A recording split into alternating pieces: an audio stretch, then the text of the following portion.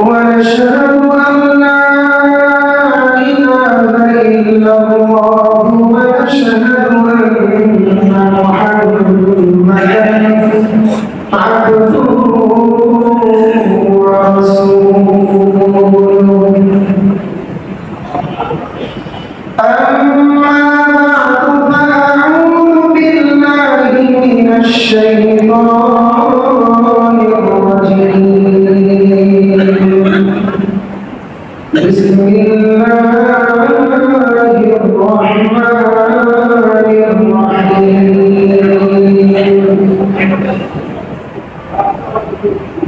لن ينال الله لحومها ولا دماؤها ولكن يناله التقوى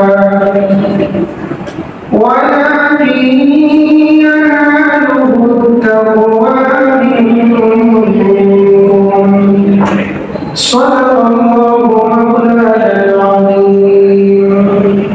وقال رسول الله صلى الله عليه وسلم: ما هذه الأضاحي يا رسول الله؟ قال رسول الله صلى الله عليه وسلم: سنة أبيكم إبراهيم عليه الصلاة والسلام، أو كما قال عليه الصلاة والسلام. شكرا محمد شهد اللهم صل على محمد وعلى آل محمد كما صليت على إبراهيم وعلى آل إبراهيم إنك حميد مجيد. اللهم بارك على محمد وعلى آل محمد كما باركت على إبراهيم وعلى آل إبراهيم إنك حميد مجيد. আলহামদুলিল্লাহ। মাজার বাজার বাইতুল আমান জামে মসজিদের সম্মানিত সভাপতি সেক্রেটারি সাহেব সহ দূর দূরান্ত থেকে আগত আমার বিন্ধ্যা মুসলমান ভাইয়েরা, দয়াময় অত্যন্ত দয়া করে ভালোবেসে কোরআন ও হাদিসের আলোচনা শুনবার জন্য এই পবিত্র জীবনের শান্তি এবং পরকাল জীবনের মুক্তির আশায়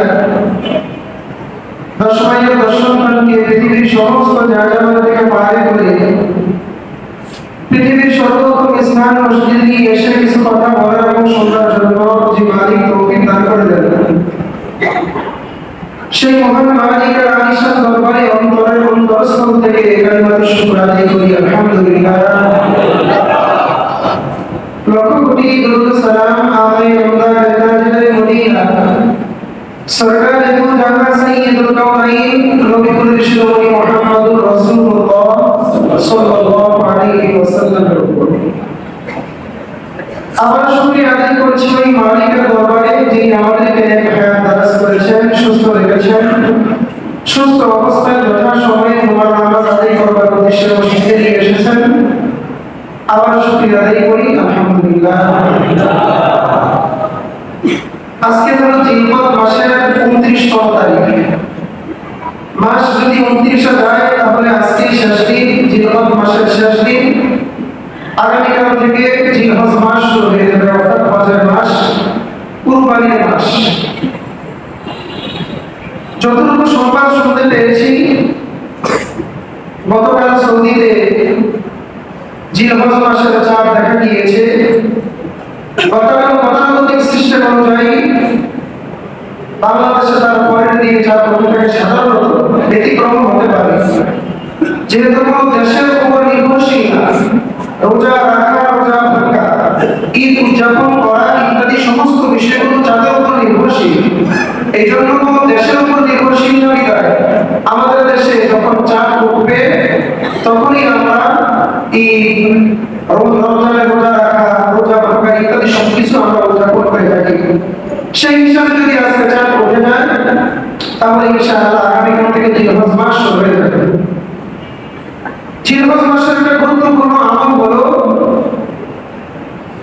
জিলহজ মাস শুরু হয়ে যাওয়ার আগে অর্থাৎ চাঁদ ওঠার আগে একটা গুরুত্বপূর্ণ আমল হলো চুল, নখ, অবাঞ্ছিত পশম, বগলের নিচের পশম ইত্যাদি সমস্ত কাটা এটা মুস্তাহাব আমল। কাটতেই হবে, এটা বাধ্যতামূলক না। কাটা এটা মুস্তাহাব আমল। কেউ যদি না কাটে, নখ, চুল, অবাঞ্ছিত পশম এগুলো না কাটে কোনো সমস্যা নেই, সে তার সুবিধা মতো সময় কাটতে পারবে। কিন্তু একটা ফজিলত হাসিল করবার যদি কেউ ইচ্ছা করে, নবী সাল্লাল্লাহু আলাইহি ওয়াসাল্লামের ভাষণ মোতাবেক হযরত উম্মে সালামা রাদিয়াল্লাহু তাআলা আনহা নবী সাল্লাল্লাহু আলাইহি ওয়াসাল্লামের প্রিয় সহধর্মিণী, তিনি বর্ণনা করেন নবী সাল্লাল্লাহু আলাইহি ওয়াসাল্লাম ইরশাদ করেছেন, যদি কোনো ব্যক্তি জিলহজ মাসের চাঁদ ওঠার আগে আপনার নখ, চুল ইত্যাদি সবকিছু কেটে একেবারে 10 দিন জিলহজ মাসের চাঁদ ওঠা থেকে নিয়ে কুরবানির শেষ হওয়া পর্যন্ত যদি কোনো ব্যক্তি নখ না কাটে, চুল না কাটে, অবাঞ্ছিত পশম না কাটে, তাহলে এই আমলটুকু করার কারণে কুরবানি দেওয়ার কারণে তো আলাদা কোনো ফজিলত আছেই, কিন্তু এই এতটুকু অল্পটুকু আমল করার কারণে, এই মুস্তাহাব আমলটুকু করার কারণে আল্লাহ রাব্বুল আলামিন তাকে একটা কবুল কুরবানির সমপরিমাণ সওয়াব দান করেন। সুবহানাল্লাহ। যারা কুরবানি করব তাদেরও সওয়াব হবে। বিভিন্ন হাদিস দ্বারা প্রমাণিত, যারা কুরবানি করবেন না, আমরাও যদি আমলটা করি, মুস্তাহাব আমলটা করি, আমি কুরবানি দিয়ে কুরবানি করব না, আমি চাঁদ ওঠার আগ পর্যন্ত সমস্ত কাটাকাটি শেষ করে ফেললাম, এই 10 দিন কাটলাম না, যখন নাকি ঈদগাহ থেকে ঈদের নামাজ পড়ে বাড়িতে চলে আসলাম, কুরবানি করা হয়ে গেল, ঈদের নামাজ পড়া হয়ে গেল, আমি নিজে ব্যক্তিগতভাবে কুরবানি করলাম না, শুধু এই মুস্তাহাব আমলটা করার কারণে কুরবানি না করেও আমি একটা কুরবানি করার সমপরিমাণ সওয়াব পেয়ে যাব। সুবহানাল্লাহ। এজন্য যেহেতু আজকেও সুযোগ আছে, 29তম দিন আজকে, সেই হিসাবে 30তম দিন হওয়ার সম্ভাবনা খুবই কম। এজন্য আমরা আজকে সূর্য ডোবার আগে, সন্ধ্যা হওয়ার আগে যারা আমরা পশম কাটতে চাই, আপনার মুছ কাটতে চাই, আপনার নখগুলো কাটতে চাই, আমরা যদি কেটে ফেলি, এই 10 দিন সমস্ত কাটাকাটি থেকে আমরা যদি বঞ্চিত থাকি এবং এ থেকে বিরত থাকার চেষ্টা করি, আল্লাহ তাআলা ইনশাআল্লাহ আমাদেরকে সওয়াব দেবেন। এই দিনের ফজিলত, এই 10টা দিনের ফজিলত আলোচনা করতে গেলে আলোচনা লম্বা হয়ে যাবে। আমি 2-3 মিনিটের মধ্যে শেষ করে দিব, যেহেতু আমরা গত জুমায় আলোচনা করেছিলাম এই জুমা এবং আমরা এই মাঝখানে এখন থেকে শরীর নির্বাচন করব, কে কুরবানি দিবে, কে দিবে না, শরীর কাকে নাও হবে, এই বিষয়গুলো যেহেতু আমরা এই সপ্তাহের মধ্যে ইনশাআল্লাহ আমরা ডিসাইড করে ফেলবো, সিদ্ধান্ত নিয়ে ফেলবো। এই জন্য গুরুত্বপূর্ণ কিছু মাসআলা আছে, এই জুমায় যদি আলোচনা না করি এগুলা অজানা থেকেই যাবে। এজন্য আমরা বহুত বয়ান ওয়াজ শুনেছি, আজকে এই জুমা আমরা আরো একটা জুমা পেয়ে যাব যদি আল্লাহ তাআলা হায়াতে বাঁচিয়ে রাখেন। আজকে যদি মাসআলা শেষ করতে পারি তো আলহামদুলিল্লাহ, না করতে পারলে যত অবশিষ্ট মাসআলা থাকবে সবগুলো মাসআলা ইনশাআল্লাহ আগামী জুমাতে আলোচনা করব। আজকে ইনশাআল্লাহ আমরা যতটুকু সম্ভব আলোচনা করার চেষ্টা করব। শুধু জিলহজ মাসের প্রথম 10 দিনের যে ফজিলত, এই সম্পর্কে 2-3 মিনিট একটা আলোচনা করে আমি ইনশাআল্লাহ মাসআলার দিকে চলে যাব। কোরআন কারীমের 30 নম্বর পারার একটা সূরা আছে, সূরাটার নাম হলো সূরাতুল ফাজর। সূরাটার নাম কি? সূরাতুল ফাজর। এই সূরাতুল ফাজরের মধ্যে আল্লাহ রাব্বুল আলামিন বলেন, ওয়াল ফাজরি ওয়া লায়ালিন আশর। আল্লাহ তাআলা ফজরের কসম খেয়েছেন। আমরা যে ফজর নামাজ পড়ি, এই ফজরের কসম খেয়েছেন প্রথম নাম্বার আয়াত। দ্বিতীয় নাম্বার আয়াতের মধ্যে আল্লাহ তাআলা 10 রাতের কসম খেয়েছেন, ওয়াল আশর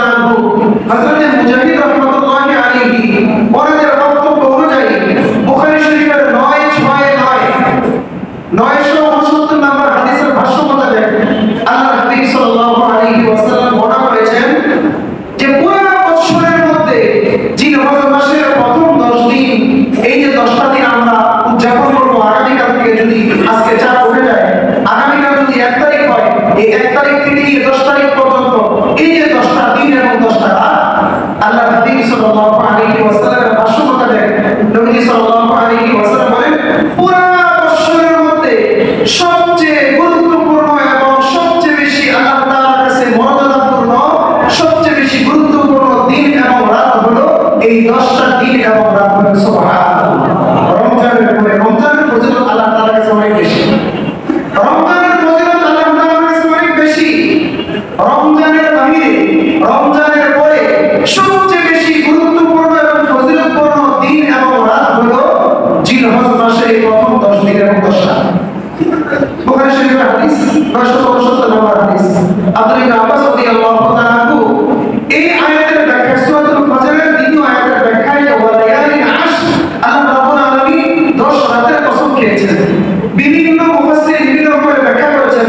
রাইসুল মুফাসসিরিন সাহাবায়ে কেরামদের মধ্য থেকে আব্দুল্লাহ ইবনে আব্বাস রাদিয়াল্লাহু তাআলা আনহু যার বিশাল বড় পাঠাগার তায়েফের মধ্যে অবস্থিত, ইবনে আব্বাস রাদিয়াল্লাহু তাআলা আনহু বিশাল বড় মসজিদ তায়েফের ময়দানে আপনার তায়েফ শহরের মধ্যে অবস্থিত আছে। আমরা তায়েফে গিয়েছি, আমরা অবশ্যই জিয়ারত করেছি। এই আব্দুল্লাহ ইবনে আব্বাস রাদিয়াল্লাহু তাআলা বলেন আল্লাহ তাআলা 10 রাতের কসম খেয়েছেন। এই 10 রাত দ্বারা উদ্দেশ্য হলো এই জিলহজ মাসের 10 রাত। সুবহানাল্লাহ। এখন প্রশ্ন আসতে পারে এই জিলহজ মাসের 10 রাত আল্লাহ তাআলার কাছে এত ফজিলতপূর্ণ কেন? যেহেতু আরাফার দিন সম্পর্কে আলোচনা করার সুযোগ আমাদের আগামী জুমায় আছে, আমি আরাফা সম্পর্কে ইনশাআল্লাহ আগামী জুমায় আলোচনা করব। আজকে গুরুত্বপূর্ণ অনেক মাসলা আলোচনা করতে হবে। তো এই 10টা দিন কেন এত বেশি গুরুত্বপূর্ণ? বুখারী শরীফের ব্যাখ্যা গ্রন্থ ফাতহুল বারী, ফাতহুল বারীর মুসান্নিফ রাহিমাহুল্লাহু তাআলা আল্লামা ইবনে হাজার আসকালানী রাহিমাহুল্লাহু তাআলা আনহু উনি বর্ণনা করেন যে বিভিন্ন হাদিস রিসার্চ করে, বিভিন্ন হাদিস গবেষণা করে এবং এই আয়াতের তাফসীরগুলো ঘাটাঘাটি করার পরে মোল্লা আলী হযরত ইবনে হাজার আসকালানী রাহমাতুল্লাহি আলাইহি উনি বলেন যে আল্লাহ তাআলার কাছে এই 10 দিন এবং এই 10 রাতের এত ফজিলত, এত গুরুত্ব কেন? হযরত ইবনে হাজার আসকালানী রাহিমাহুল্লাহ বলেন যে এই 10 দিন এবং এই 10 রাত হলো উম্মাহাতুল ইবাদাত ওয়া সুবহানাল্লাহ। এই 10 দিন এবং 10 রাত কি উম্মাহাতুল ইবাদাত, সমস্ত ইবাদতের মূল এবং সমস্ত ইবাদতের যে সমস্ত ইবাদতগুলো আছে সবগুলোকে এই 10 রাতের মধ্যে জমায়েত করা হয়েছে। যেমন রমজান মাস, এটার মধ্যে নামাজ পাওয়া যায়, রোজা পাওয়া যায়, কিন্তু হজ পাওয়া যায় না। সারা বছর সদকা পাওয়া যায়, নামাজ পাওয়া যায়, কিন্তু হজ পাওয়া যায় না। কিন্তু এই 10 রাত এমন এক 10 দিন, এমন এক 10 রাত এমন গুরুত্বপূর্ণ দিন আমরা ইসলামের যত বিধান আছে, যত ফরজ বিধান আছে এই 10 দিনের মধ্যে একসাথে আল্লাহ তাআলা জমায়েত করে দিয়েছেন। সুবহানাল্লাহ। আপনি নামাজ পড়বেন, এই 10 দিন 10 রাতের মধ্যে নামাজ পাবেন। আপনি যদি সদকা করতে চান, যাকাত দিতে চান, এই সময় আপনি সদকা যাকাত দিতে পারবেন। রোজা রাখতে চান, নফল রোজার ব্যাপারে আপনার হাদিস এসেছে যে জিলহজ মাসের প্রথম 10 দিন যদি এক এক দিন রোজা রাখে বিশাল পরিমাণ সওয়াব। এক এক দিনের রোজা আপনার এক এক বছরের নফল রোজা সম পরিমাণ সওয়াব। সুবহানাল্লাহ। আর একমাত্র সবে আপনার 9 তারিখের রোজা, আরাফার দিনের রোজা, সবে কদর সম পরিমাণ সওয়াব পাওয়া যাবে। সুবহানাল্লাহ। তার মানে নফল রোজাও পাওয়া গেল। ইসলামের আরেকটা গুরুত্বপূর্ণ বিধান হজ, এই 10 দিনের মধ্যে হজও পাওয়া গেল। ইসলামের আরেকটা গুরুত্বপূর্ণ বিধান কুরবানি, কুরবানিও এর মধ্যে পাওয়া গেল। এইজন্য হযরত ইবনে হাজার আসকালানী রাহমাতুল্লাহি আলাইহি বলেন বৎসরের অন্য কোন দিনের মধ্যে, বৎসরের অন্য কোন মাসের মধ্যে জিলহজ মাসের প্রথম 10 দিন, এই 10 দিনের মধ্যে যত ইবাদত একসাথে সমষ্টিগতভাবে আল্লাহ তাআলা করেছেন, সমষ্টি করেছেন, জমায়েত করে দিয়েছেন, অন্য কোন মাসের মধ্যে পাওয়া যায় না। এইজন্য 10টা দিনকে, এই জিলহজ মাসের প্রথম 10টা দিনকে উম্মাহাতুল ইবাদাত বলা হয়। অর্থাৎ সমস্ত ইবাদতের মূল বলা হয় এই 10টা দিন। কারণ এই সময়ের মধ্যে নামাজ পাওয়া যায়, নফল রোজা পাওয়া যায়, এই সময় সদকা পাওয়া যায়, কেউ যাকাত দিতে চাইলে যাকাত পাওয়া যায়, কুরবানি করতে চাইলে কুরবানি পাওয়া যায়, হজ আদায় করতে চাইলে হজ পাওয়া যায়। অর্থাৎ ইসলামের পুরো 5টা মূল ভিত্তি এই সবগুলো এই 10 দিন এবং এই 10 রাতের মধ্যে আল্লাহ তাআলা জমায়েত করে দিয়েছেন। বলে এই 10 রাত এবং 10 দিনের মধ্যে আল্লাহর কাছে এত বেশি। সুবহানাল্লাহ। এইজন্য আমরা এই দিনগুলোতে, এই রাতগুলোতে আমরা ইবাদত বেশি করার চেষ্টা করব। সূরাতুল হজ আয়াত নাম্বার 28 আল্লাহ রাব্বুল আলামিন বলেন যে এই দিনগুলো এবং এই রাতগুলো কুসমাল্লাহি ফি আইয়ামিন মা'লুমা। হযরত আব্দুল্লাহ ইবনে আব্বাস রাদিয়াল্লাহু তাআলা আনহু হযরত 28 নম্বর আয়াতের মাধ্যমে স্পষ্ট করে প্রমাণ করেন যে আল্লাহ তাআলা বলেন ওয়া কুসমাল্লাহ, তোমরা আল্লাহ তাআলাকে স্মরণ করো, আল্লাহ তাআলার জিকির করো, নামাজ পড়ো, ইবাদত করো, রোজা রাখো,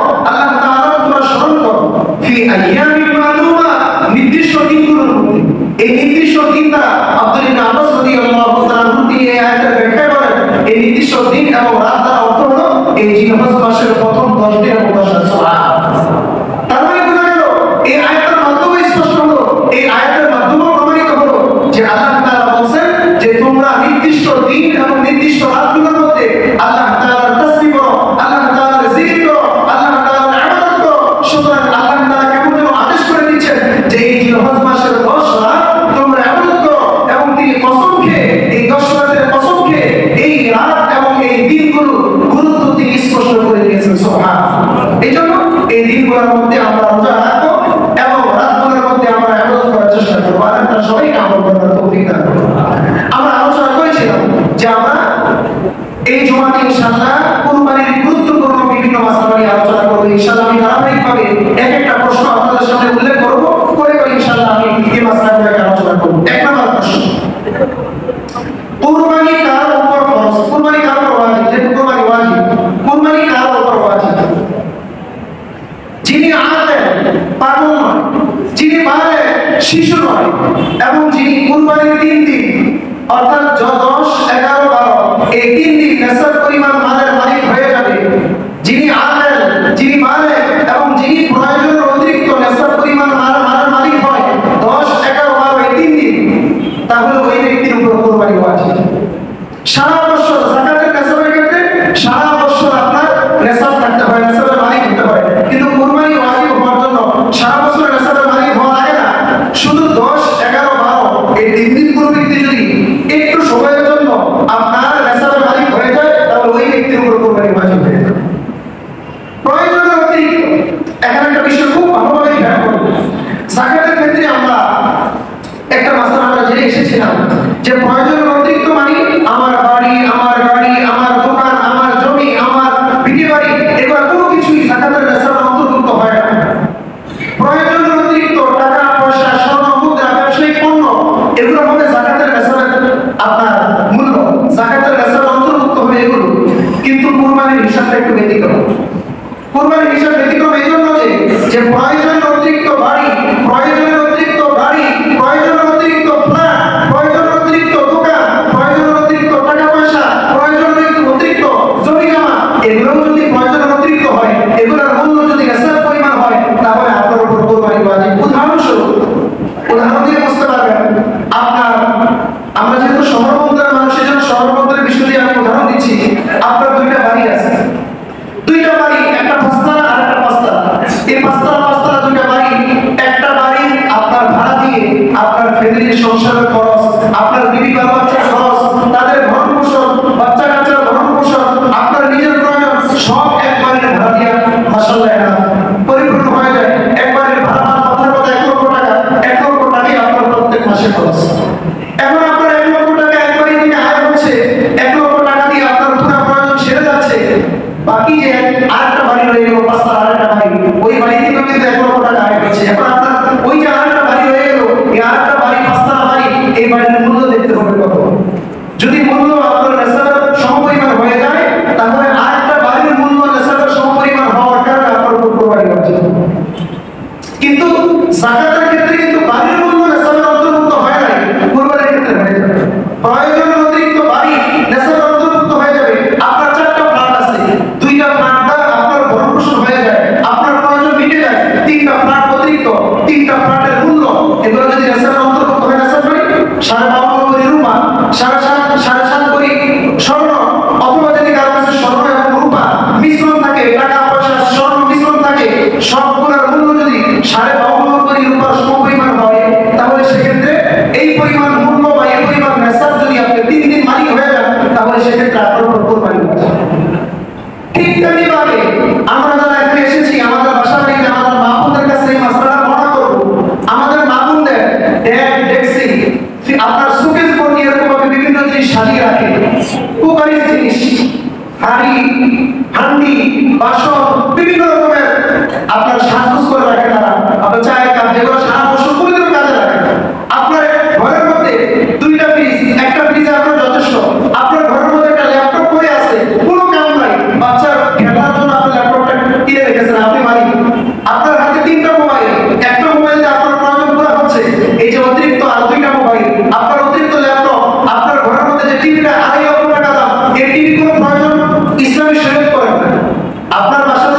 আছে, এই টিভি ইসলামের শরীয়ত এটাকে প্রয়োজনের অন্তর্ভুক্ত নির্ধারণ করেন নাই। সুতরাং টিভির মূল্য এই সবগুলা যদি প্রয়োজনের অতিরিক্ত হয় এবং এগুলো প্রয়োজনের অতিরিক্ত, এগুলো যদি প্রয়োজনের অতিরিক্ত হয়ে নেশাবের মূল্য সমপরিমাণ এটার মূল্য হয়ে যায়, তাহলে আপনার উপর কোরবানি ওয়াজিব। বাসন কোড়া ইত্যাদি সবকিছু এটার ফার্নিচার, আপনার ঘরের ফার্নিচার যতটুকু আপনার জন্য জরুরত আছে এটা আপনার জরুরত, কিন্তু বছর কি বছর পরে আছে, এখানে কোনো থাকার কোনো প্রয়োজন হয় না, বছর কি বছর এভাবে পড়ে থাকে, কোনো জরুরত হয় না, এগুলোর মূল্য যদি নেশাবের সমপরিমাণ হয়ে যায়, তাহলে আপনার উপর কোরবানি ওয়াজিব। অর্থাৎ সারাংশ কথা বুঝতে পারলাম, যাকাতের নেশাব আর কুরবানির নেশাব যদিও নেশাবে এক, কিন্তু হিসাব একটু ভিন্ন। যাকাতের নেশাবের ক্ষেত্রে ঘর বাড়ি, আপনার ফ্ল্যাট বাসা, জমি জমা ইত্যাদি নেশাবের অন্তর্ভুক্ত হয় না, কিন্তু কুরবানির নেশাবের ক্ষেত্রে যদি সেক্ষেত্রে আপনার প্রয়োজন অতিরিক্ত বাড়ি হয়, প্রয়োজন অতিরিক্ত ফ্ল্যাট হয়, প্রয়োজন অতিরিক্ত দোকান হয়, 5টা দোকান, 2 দোকানের মাধ্যমে আপনার সবকিছু পুরো হয়ে যাচ্ছে, আর 3 দোকানের মূল্য যদি নেশাবের সমপরিমাণ হয়ে যায়, আপনার উপর কোরবানি ওয়াজিব। 2 নম্বর মাসআলা, একান্তমুক্ত সংসার। বাবা বেঁচে আছেন এখন, খুব খেয়াল রাখবেন, যারা 3 ভাই 4 ভাই 5 ভাই একসাথে যৌথ সংসারে বসবাস করছি, বাবার অধীনে খাচ্ছি, তাদের ক্ষেত্রে এই মাসআলাটা ইম্পর্টেন্ট। একান্তমুক্ত সংসার, বাবা এখন বেঁচে আছেন, 4 ভাই একই সাথে সবাই খায়, 4 দিদি একসাথে সবার যৌথ সংসার, কিন্তু আলাদা পৃথক পৃথক ভাবে প্রত্যেকে ইসলামের মালিক। বাবার অঞ্চলে একটু ব্যতিক্রম একটু ব্যবসা বাণিজ্য করে কিছু টাকা আয় রোজগার করেছে, 4 ছেলে, বর্তমানে 52 কোটি রুপার দাম কত, 1,500 টাকা করে দিলে প্রায় 80-86,000 টাকা হলে আপনার ব্যবসা হয়ে যাবে। যদি কোনো ব্যক্তি ধরে নিলাম 86,000 টাকা বা 1 লক্ষ টাকা, একান্তমুক্ত সংসার, 4 ছেলে বাবার অধীনে আছে, বাবা তার নামে কুরবানি দেয়, ছেলেদের নামে দেয় না, কিন্তু ছেলেরা যদি আলাদাভাবে 1 লক্ষ টাকা বা নেশাব পরিমাণ মালের মালিক হয়ে যায় পৃথক পৃথক ভাবে, তাহলে প্রত্যেকটা ছেলের উপরে কুরবানি ওয়াজিব হয়ে যায়। বিষয় বুঝে আসছে কি সবার? এখন মেয়ের বিয়ে হয় না, এখন মেয়ের বিয়ে হয় নাই, মেয়ের 2 ভরি স্বর্ণ আছে, 3 ভরি রূপা আছে এবং কিছু টাকা জমানো আছে, তাহলে কিছু টাকা, কিছু স্বর্ণ, কিছু রূপা, এই সবগুলো যদি 52 ভরি রূপার সমপরিমাণ হয়ে যায়, তাহলে আপনার মেয়ের উপর কুরবানি ওয়াজিব। এখন বিয়ে হয় না, এখন আমাদের সমাজে বক্তব্য হলো যে হুজুর বিয়ে হলে তো কুরবানি ওয়াজিব হবে না। বালেগ হয়ে যাওয়ার পরে আপনার মেয়ে যদি নেশার পরিমাণ মানের মালিক হয়ে যায়, আপনার ছেলে যদি নেশার পরিমাণ মানের মালিক হয়ে যায়, আপনার ছেলে আপনার মেয়ের উপর কুরবানি ওয়াজিব। অনেক বিবিদের উপর কুরবানি ওয়াজিব হয়ে যাচ্ছে, আমরা তাদের নামে কুরবানি দেই না। আমার বিবি 2 ভরি স্বর্ণের মালিক, তার সাথে রূপা আছে, আমার বিবি 1.5 ভরি স্বর্ণের মালিক, তার সাথে আরো 20,000 টাকা তার জমানো টাকা আছে অতিরিক্ত, প্রয়োজনের অতিরিক্ত। 1.5 ভরি স্বর্ণের দাম বর্তমানে 1.5 লাখ টাকা, আরো 20,000 টাকা, 1,70,000 টাকা, অথচ নেশাব হয়ে যায় মাত্র 86,000 টাকা হলে। উদাহরণস্বরূপ আপনি টাকা কি করবেন, 52 ভরি রূপার দাম কত? তো দেখেন আপনার বিবির কাছে মাত্র 1.5 ভরি স্বর্ণ আছে, কিন্তু পাশে রূপা আছে, কিছু টাকা থাকার কারণে সবগুলা মিলিয়ে যদি এরকম নেশাবের মালিক হয়ে যায়, আর এই কুরবানির 3 দিন যদি এই অবস্থা অতিবাহিত হয়, তাহলে আপনার বিবির উপর কুরবানি ওয়াজিব। আপনার বিবির নামে, আপনার মেয়ের নামে, আপনার মায়ের নামে, মায়ের পক্ষ থেকে কুরবানি দিতে হবে। তাহলে আমরা আরেকটা মাসআলা পেলাম, একান্তমুক্ত সংসার হোক আর যাই হোক, পার্সোনাল ভাবে, ব্যক্তিগত ভাবে কেউ যদি বালেগ হয়ে যায় আর সে যদি নেশাবের মালিক হয়ে যায়, তাহলে তার উপর কুরবানি ওয়াজিব হবে। নাবালিগের পক্ষ থেকে কুরবানি দেওয়ার বিধান কি? নাবালিগের উপর যেহেতু কুরবানি ওয়াজিব না, আপনি যদি আপনার নাবালিগ সন্তানের পক্ষ থেকে কুরবানি দেন, সওয়াব হবে, এটা আপনার হবে। কারণ নাবালিগের উপর এখন সওয়াব লেখা হয় নাই, বাবা হিসাবে তার সম্পদ থেকে যদি আপনি কুরবানি দেন, সেক্ষেত্রে মুস্তাহাব হবে, আবশ্যক না, বাধ্যতামূলক না, আপনি দিতে পারবেন, সমস্যা নেই। 4 নম্বর মাসআলা, মুসাফিরের জন্য কুরবানি ওয়াজিব কিনা? না, মুসাফির ব্যক্তি যিনি যখন যদি 3 দিন যদি সফর অবস্থায় থাকেন, তাহলে তার উপর কুরবানি ওয়াজিব না। ঋণগ্রস্ত ব্যক্তির উপর কুরবানি ওয়াজিব কিনা? যদি নেশাবের মালিক হয়, হওয়ার পরে তার চেয়ে বেশি যদি সে ঋণগ্রস্ত হয়, উদাহরণস্বরূপ কার কাছে 1 লক্ষ টাকা আছে, কিন্তু মানুষ তার কাছে আরো 2 লাখ টাকা পাবে, তার মানে সে আরো 1 লাখ টাকা ঋণ। 1 লাখ টাকা জমানো টাকা থাকলেও 2 লাখ টাকা ঋণ হওয়ার কারণে তার উপর কুরবানি ওয়াজিব না। এখন যদি সে দেয়, বাস নকল কুরবানি হবে, কিন্তু সব থেকে খালি না। যে ব্যক্তি ঋণগ্রস্ত, তার নেশাবের চেয়ে ঋণ বেশি, ওই ব্যক্তির জন্য আপনার কুরবানি ওয়াজিব না। সে যদি দিতে চায়, তাহলে সেক্ষেত্রে দিতে পারে। নেশাবের মেয়াদ কতদিন? যদি নেশাবের মালিক হয়ে যায়, কিছুক্ষণ আগে বললাম যে 10 তারিখ সুবহে সাদিক থেকে নিয়ে 12 তারিখ সূর্যাস্ত পর্যন্ত, এই 3 দিন 10, 11, 12 তারিখ সূর্যাস্ত পর্যন্ত এই 3 দিনের যে কোনো একটা সময় যদি কোনো ব্যক্তি রেসাবের মালিক হয়ে যায় তাহলে তার উপর কুরবানি ওয়াজিব। যে সমস্ত পশু দ্বারা কুরবানি দেওয়া যায় এটা আমরা সবাই জানি। আপনার গরু, মহিষ, উট, বড় গরু হিসাবে বড় পশু হিসাবে 3টা, উট, মহিষ এবং গরু। আর ছোট ছাগল, ভেড়া, দুম্বা, এই 6টা পশুর মাধ্যমে আপনার কুরবানি দেওয়া যায়। যদি উট দিয়ে কুরবানি দিয়ে 5 বছর পূর্ণ হতে হবে, মহিষ এবং গরু দিয়ে দিলে 2 বছর পূর্ণ হতে হবে। আর যদি ছাগল দিয়ে দেয়, ছাগলের মধ্যে খাসি হোক, ছাগল হোক, বকরি হোক, ছাগল এক কথায় ছাগলের মাধ্যমে যদি দেয় তাহলে 1 বছর পূর্ণ হতে হবে। ভেড়া এবং দুম্বার ক্ষেত্রেও 1 বছর। কিন্তু এখানে একটু মাসলা খেয়াল করবো সবাই। ছাগলের ক্ষেত্রে আমাদের মধ্যে একটা ভুল প্রচলন আছে, সেটা হলো যে ছাগল দেখতে শুনতে যদি 1 বছরের মতো বা 1 বছর না হলেও কুরবানি হয়ে যাবে, এরকম একটা ভুল মেসেজ আমাদের মাঝে আছে। না, ছাগলের বেলা নেই। ছাগল পূর্ণ 1 বছরই হতে হবে। একদিনও যদি কম হয় তাহলে কুরবানি হবে না। জেনে শুনে একদিন যদি কম হয় তারপর কুরবানি হবে না। হ্যাঁ, ভেড়া এবং দুম্বার ক্ষেত্রে 1 বছরই হওয়া লাগে। এই ক্ষেত্রে একটু শিথিলতা আছে যে যদি ভেড়া এবং দুম্বা দেখতে হৃষ্টপুষ্ট দেখা যায়, 1 বছর এখন হয় নাই, 2 মাস 3 মাস বাকি আছে, তবে সর্বনিম্ন 6 মাস হতে হবে। ভেড়া এবং দুম্বার ক্ষেত্রে সর্বনিম্ন 6 মাস হতে হবে, তবে 7 মাস 8 মাস 10 মাস দেখতে এরকম ভাবে 1 বছরের বাচ্চার মতো দেখা যায়, 1 বছর ভেড়ার মতো দেখা যায়, 1 বছর দুম্বার মতো দেখা যায়। তাহলে ভেড়া এবং দুম্বার ক্ষেত্রে 1 বছর না হলেও দেখতে শুনতে যদি হৃষ্টপুষ্ট দেখা যায় তাহলে সেক্ষেত্রে হয়ে যাবে। কিন্তু ছাগলের বেলাটা, ছাগলের বেলায় 1 বছর পূর্ণ হতে হবে। এখন এই ক্ষেত্রে একটা প্রশ্ন, এটা আসবে ধারাবাহিকভাবে, তারপর বলে দিচ্ছি। প্রশ্ন আসতে পারে যে হুজুর, বাজার মধ্যে গেলে যখন আমরা জিজ্ঞাসা করি যে ভাই আপনার গরুর বয়স কত, 2 বছর হয়েছে কিনা, বলে যে আমার 2 বছর হয়েছে, কোনো সমস্যা নাই, কিনতে পারে। এখন হুজুর আমরা তো জানি না, আসলে গায়ক তো জানি না, সে যদি মিথ্যা কথা বলে আর যদি 2 বছর কমে কুরবানি দিয়ে ফেলি তাহলে তো আমার কুরবানি তো হচ্ছে না, এখন আমার জন্য কি করব?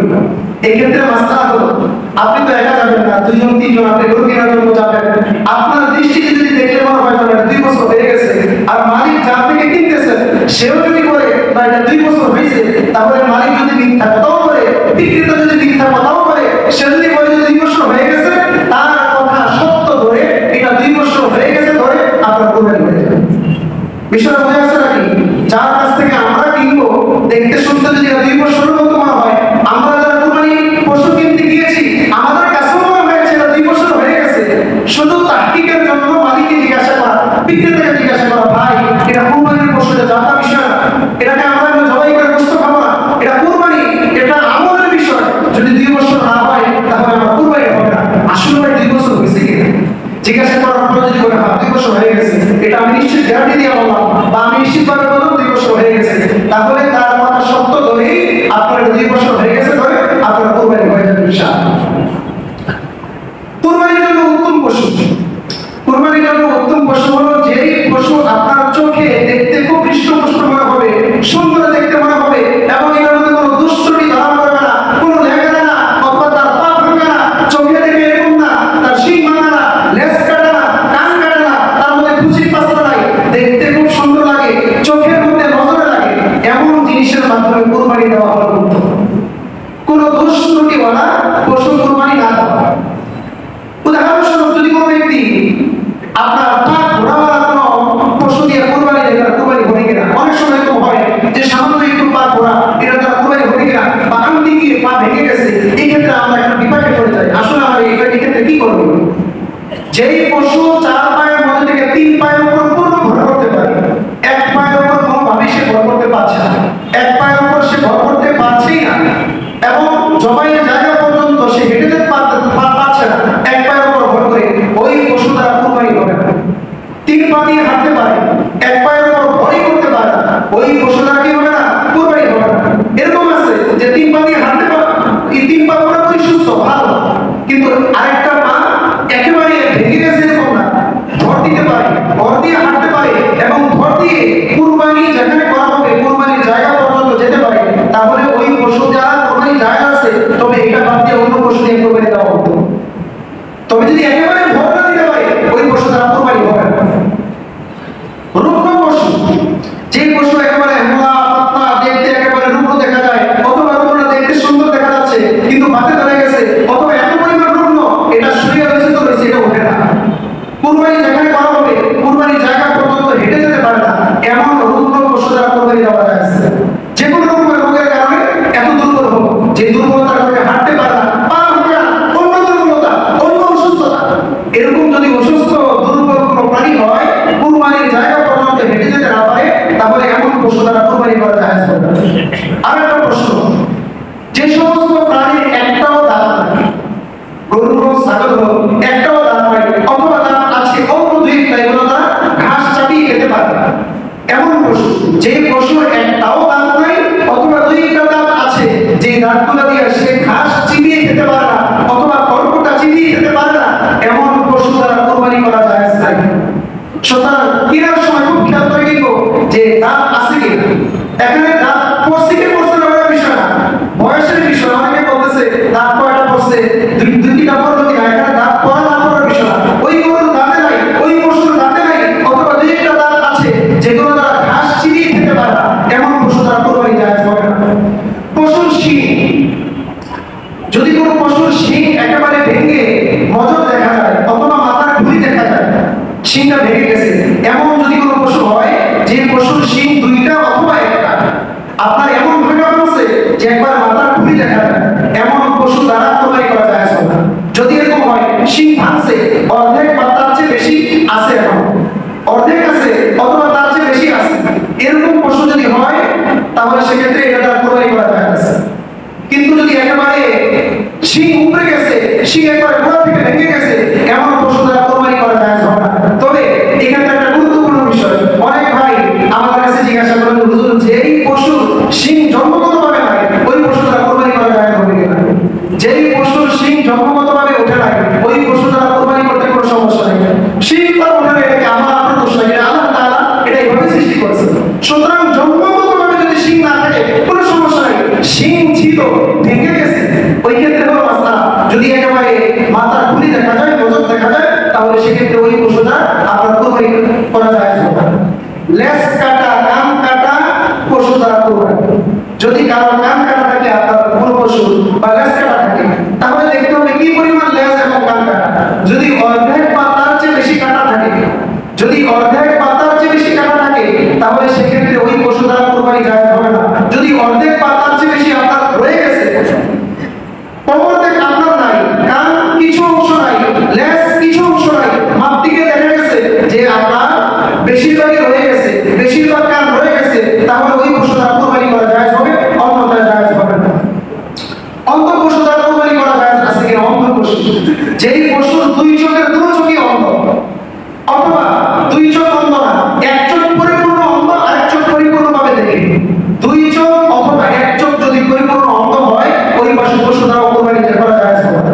দুইটা চোখের দুটো চোখই অন্ধ অথবা একটা চোখ পরিপূর্ণ অন্ধ, তাহলে ওই পশু দ্বারা কুরবানি করা জায়েজ হবে না।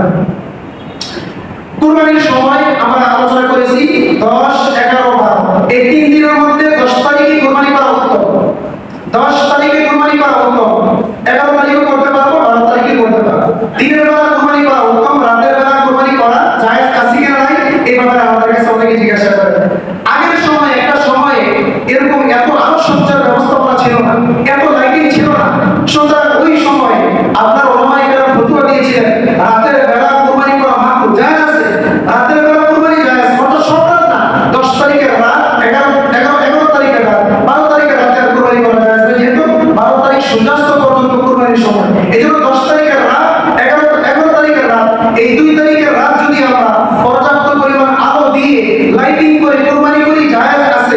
তবে রাতের যে দিন করা উত্তম, রাতের যে কুরবানি দিন করা উত্তম, কারণ অন্ধকার থাকার কারণে হয়তো একটা রক্ত বাকি থেকে যেতে পারে, এই কারণে ওলামায়ে কেরাম রাতের বেলা কুরবানি করতে নিষেধ করেছেন। রাতের বেলা কুরবানি করার চেয়ে দিনের বেলা কুরবানি করা সবচেয়ে উত্তম। একটা পশুতে শরীক সংখ্যা গুরুত্বপূর্ণ মাসআলা, প্রত্যেকটা মাসআলা গুরুত্বপূর্ণ। আমরা যারা শরীক নির্বাচন করব, শরীক নির্বাচন করার ক্ষেত্রে খুবই গুরুত্বপূর্ণ একটা বিষয়। গরু এবং মহিষের ক্ষেত্রে, গরু এবং মহিষের ক্ষেত্রে, যে মহিষের কথা বলতেছি, মহিষ দ্বারা কুরবানি করা জায়েজ আছে কিনা? কি বলেন আপনারা? বলেন বলেন, মহিষ দ্বারা কুরবানি করা জায়েজ আছে? আছে তো নাকি? কোন জায়গায় পেয়েছেন? বলতে পারবেন না, কোন হাদিসের কোথাও নাই মহিষ দ্বারা কুরবানি করা জায়েজ আছে, অথচ আমরা করতেছি। এই জন্য আমরা যারা শুধু কোরআন সুন্নাহকে মানি, কোরআন এবং হাদিসকে মানি, কোরআন এবং হাদিসের বাইরে যেতে রাজি না, তাদের কাছে আমার প্রশ্ন যে আপনি মহিষ দ্বারা যে কুরবানি করা জায়েজ কোথায় পেলেন? এই জন্য ইজমা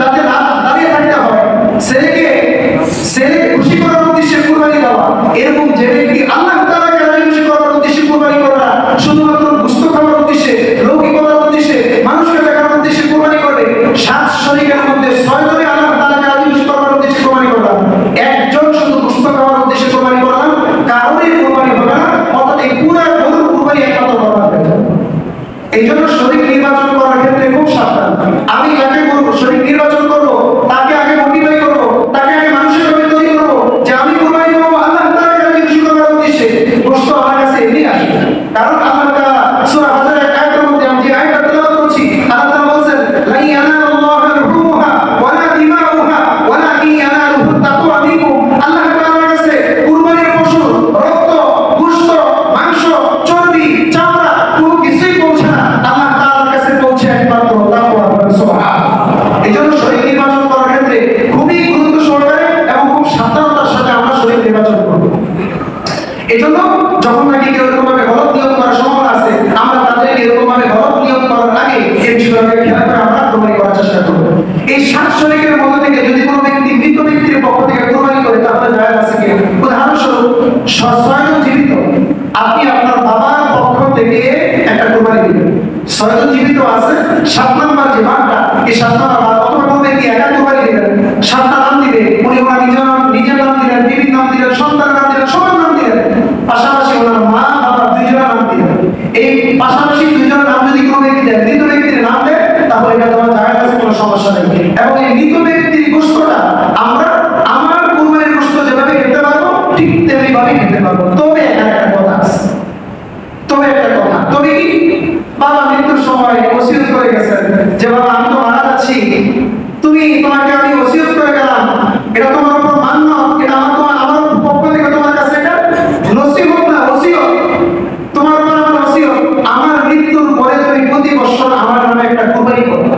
খেয়াল করবেন, আপনি আপনার বাবার প্রতি মহব্বত রেখে, নবীর প্রতি মহব্বত রেখে আপনি কুরবানি করলেন, কোনো সমস্যা নাই, এই গোশত আপনি খেতে পারবেন, আত্মীয়স্বজনকে খাওয়াতে পারবেন, সবাইকে দিতে পারবেন। কিন্তু আপনার বাবা মৃত্যুর সময় ওসিয়ত করে গেছেন যে বাবা আমি তো মরে যাচ্ছি, প্রত্যেক বছর কুরবানি করবা, অথবা আমার একটা খুব ইচ্ছা ছিল যদি এবার কুরবানির আগে আমি বেঁচে থাকি তাহলে তো কুরবানি আমি দিব, আর যদি আল্লাহ তাআলা আমাকে হায়াতে বাঁচায় না রাখে, আমার তোমার কাছে একটা ওসিয়ত, আমার পক্ষ থেকে তুমি কুরবানি করবা। এর মধ্যে বাবা মারা গেছেন, কুরবানির আগে বাবা মারা গেছেন, বাবা যেহেতু ওসিয়ত করে গেছেন আমার পক্ষ থেকে তুমি কুরবানি দিতে হবে, এখন এই বাবার পক্ষ থেকে যে আপনি কুরবানি দিবেন, 7 শরীকের মধ্যে থেকে 1 শরীক বাবার পক্ষ থেকে, এই যে 1 শরীকের গোশত এটা আপনি খেতে পারবেন। এটা গরীব মিসকিনের কাছে, গরীব মিসকিনের নামে আপনার সদকা করে দিতে হবে, তাদের কাছে বন্টন করে দিতে হবে, এটা আপনি খেতে পারবেন না, কারণ ওসিয়ত মান্যত, এই ওসিয়ত এবং মান্যত সদকা এগুলো আপনি খেতে পারবেন না, এগুলো গরীব মিসকিনের হক, গরীব মিসকিনকে দিয়ে দিতে হবে। বাকি যে 6 শরীক আছে ওই ক্ষেত্রে এগুলো আমরা খেতে পারবো। এজন্য বাবা যদি ওসিয়ত করে যায়, মান্যত করে যায়, অথবা আপনি মান্যত করেছেন, যদি আপনার অমুক কাজটা পুরো হয়ে যায়, আপনি বেঁচে জীবিত আছেন, আপনি বেঁচে আছেন, আপনি মান্যত করেছেন যে আপনার অমুক কাজটা পুরো হলে, ব্যবসাতে অমুক কিছু হলে, বা আপনার মেয়ে বেঁচে গেলে, বা আপনার অমুক রূপ থেকে আপনি মুক্তি পেলে এই বছর কুরবানি করবেন, আপনি মান্যত করেছেন, এই মান্যতের কুরবানির গোশত আপনি খেতে পারবেন। এটা গরিবের হক, গরিবের কাছে এটা বন্টন করে দিতে হবে, তাদেরকে সদকা করে দিতে হবে।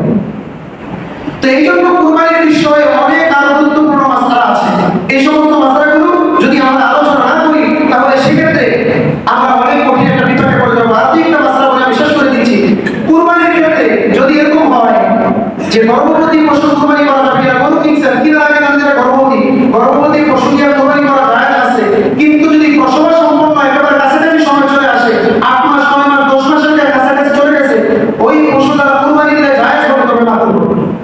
গর্ভবতী পশু দ্বারা কুরবানি করা জায়েজ হবে, মাকরুহ। এখন প্রশ্ন আসছে যে হুজুর বাজার থেকে পশু কিনা নিয়ে আসছি, আমরা তো জানি না, বড় পেট দেখছি মাশাআল্লাহ তরতাজা দেখে নিয়ে আসছি, বাড়িতে আনার পরে যখন নাকি কুরবানি করার পরে দেখলাম যে পেটের মধ্যে বাচ্চা আছে, পেটের মধ্যে বাচ্চা পাওয়া গেছে, অথবা এই মাসআলার পরে বলতেছি বাজার থেকে গরু কিনে আনছেন, কুরবানির দিন আসার আগে গরু বাচ্চা প্রসব করে ফেলেছে, তাহলে ওই বাচ্চাটাকে আপনি কি করবেন? ওই গরু জবাই করা জায়েজ আছে, কোনো সমস্যা নাই। এখন মাসআলা হলো যদি আপনি বাচ্চাটাকে কুরবানি করতে চান, কুরবানি করে তার গোশতকে সদকা করে দিতে হবে। আর যদি কুরবানি না করতে চান, সরাসরি জীবিত অবস্থায় ওই বাচ্চাটাকে যে কোনো গরিব মানুষকে সদকা করে দিতে পারবেন, কোনো সমস্যা নেই। কিন্তু জবাই করার পর যদি পেটের মধ্যে বাচ্চা পাওয়া যায়, তাহলে ওই বাচ্চাটাকে কুরবানি করলে ওই গোশত আপনি খেতে পারবেন। ওই ছোট বাচ্চা যেটা পেটের মধ্যে যে বাচ্চা পাওয়া যাবে গর্ভবতী, জবাই করার পরে আপনার কাছে স্পষ্ট হয়েছে, এর আগ পর্যন্ত আপনি জানতেন না এটা গর্ভবতী, কিন্তু জবাই করার পরে দেখা গেল পেটের মধ্যে বাচ্চা, এরকম যদি হয় তাহলে সেক্ষেত্রে ওই গর্ভবতী বাচ্চাটাকেও জবাই করে আপনি খেতে পারবেন। কিন্তু যদি এটাকে কোনোভাবে বাঁচিয়ে রাখা যায়, তাহলে ওটাকে সদকা করে দিতে হবে। তার মানে বোঝা গেল গর্ভবতী আপনার পশুতে কুরবানি করা জায়েজ আছে, তবে না করা উত্তম। যদি কোনো ব্যক্তি না জানা সত্ত্বেও এরকম ভাবে কুরবানি করে ফেললো, পেটের মধ্যে বাচ্চা পাওয়া যায়, তাহলে এটাকে ওই পেটের বাচ্চাটাকে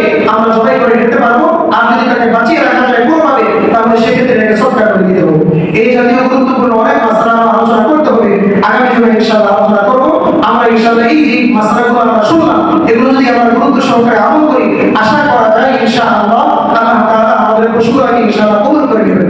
আরেকটা বিষয় যদি আমরা না বলি, একেবারে না থেকে যাবে, যেহেতু আমরা অনেকে আমরা শুরু দিতে ছিলাম না, 1 মিনিটের মধ্যে মাসলা বলে দিচ্ছি, শুরু দিতে অনেকে ছিলাম না।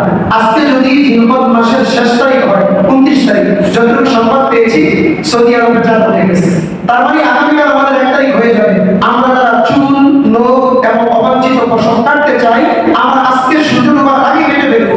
যদি আমরা কাটি, যারা কুরবানি দিব এবং যারা দিব না, সকলের ক্ষেত্রে একই হুকুম। যদি এই 10 দিন সমস্ত কাটাকাটি থেকে বিরত থাকতে পারি, নখ কাটা থেকে বিরত থাকতে পারি, পশম, গোশত ইত্যাদি কাটা থেকে বিরত থাকতে পারি, তাহলে নবীজি সাল্লাল্লাহু আলাইহি ওয়াসাল্লামের ভাষায় বুখারী শরীফের 969 নম্বর হাদিসের ভাষ্য মোতাবেক একটা কবুল কুরবানি সমপরিমাণ সওয়াব পেতে পারবো ইনশাআল্লাহ। আমরা ইনশাআল্লাহ আমলটা করব আর প্রতিদিন এক কাজ বেশি করে করার চেষ্টা করব। আল্লাহ তাআলা আমাদের সবাইকে আমল করার তৌফিক দান করুন। যারা আপনার পবিত্র